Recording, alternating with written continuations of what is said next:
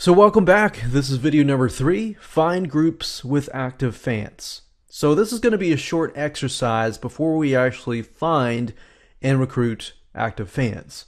But before we do that, we want to go to Facebook, and at the very top, you're going to type in the keyword that relates to your specific Facebook fan page.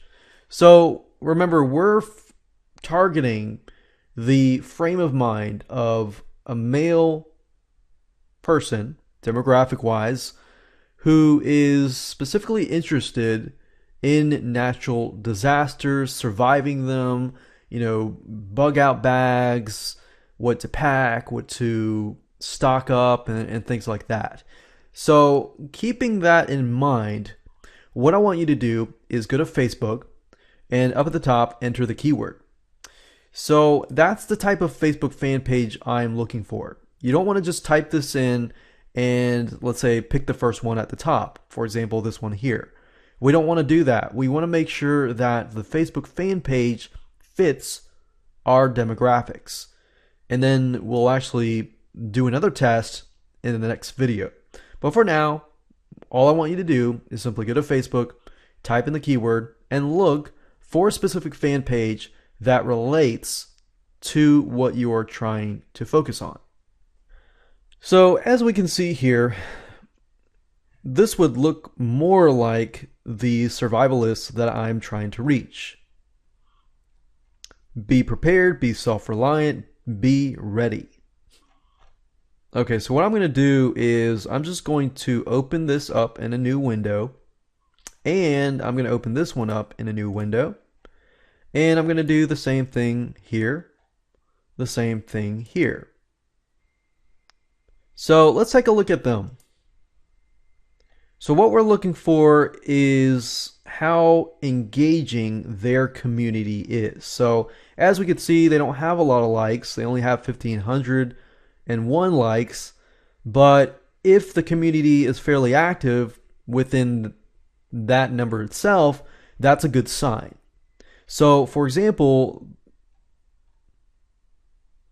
we see that this site is not necessarily updated as much, but they are getting a lot of likes, they are getting a lot of shares, and they are getting a lot of comments. So what you're looking for is you're taking a look at all the pieces of content and seeing how engaging their community is. So, for example, if you only see maybe one piece of content, and that piece of content out of, let's say, 50 pieces of content, only that piece of content is getting likes, shares, and comments, then that might be not a good sign. But if every single piece of content you're looking at has some sort of interaction, that is a good sign. So, looks like these guys don't have a whole lot of content, but yet they still have a good amount of engagement. So that's good. This is February 3rd. So that's a lot more recent. So we can see that there is one share, there's a couple likes, there's a couple likes, there's a lot of likes here, there's a lot of comments.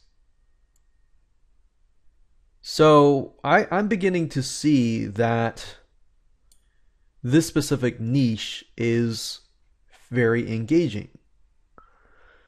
Okay, so that's just an interest page. So does that answer my question? Is this an active group? Yes, I can see that this topic is very active. Now, if you are at a point where you're finding that your topic is not as active, I recommend that you keep looking. If those data, those test results come back showing you that it's not as active, then you may want to look at a different niche.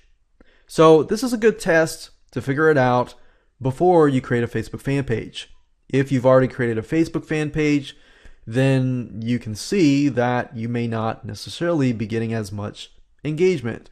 But I want to advise you to make sure to look at as many different Facebook fan pages as possible, because just looking at one is not going to tell you it all.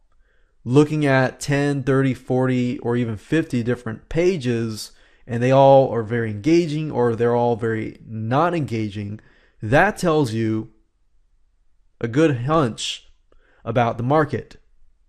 So there we go. Now, let's say you have found a niche that is really active. What do you do next? Well, I'm going to talk about that in the next video.